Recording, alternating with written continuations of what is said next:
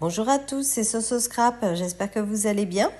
Donc suite à mon accident de vélo que j'ai eu mi-mai, je ne peux plus scraper. Donc Corinne a eu la gentillesse d'être mes mains, parce que je ne vous cache pas que je fourmille d'idées. Et donc du coup, on s'est lancé le challenge de vous proposer quelque chose. Donc aujourd'hui, nous allons vous proposer de réaliser une carte rectiforme. Pour tracer tous ces rectangles sur votre base de carte, je vous conseille d'utiliser un gabarit. Donc l'idéal en dimension, c'est 5,5 par 3 cm, ce qui vous permettra d'avoir des rectangles uniformes. Nous avons choisi 3 couleurs de Distress Oxide assez pétantes.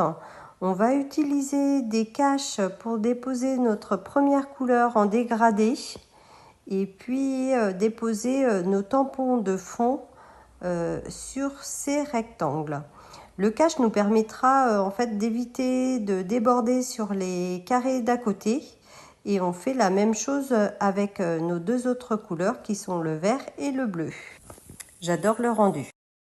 Chez DIY Company, il existe plusieurs sets de sentiments qui comprennent 2 outils de découpe, un dies nuage et un dies tout simple, et puis un tampon. Pour cette carte, j'ai voulu mettre en avant ce set Merci en utilisant le dies nuage et puis la découpe. Certaines d'entre vous ne savent peut-être pas utiliser ces sets. Vous allez voir, c'est hyper facile. Dans un premier temps, vous utilisez les 2 outils de découpe que vous passez sur un papier blanc dans votre bichot, comme le fait Corinne en ce moment. Alors, petit conseil, moi sur le dies, je mets un double face, ce qui me permet de le mater beaucoup plus facilement sur mon papier de couleur. Elle a également repris ces 2 outils de découpe qu'elle a réalisés sur un papier noir. Et donc maintenant, elle va coller le dies sur son nuage. Voilà, en mettant le double face, en fait, ça évite de mettre de la colle liquide et de s'en mettre plein les doigts.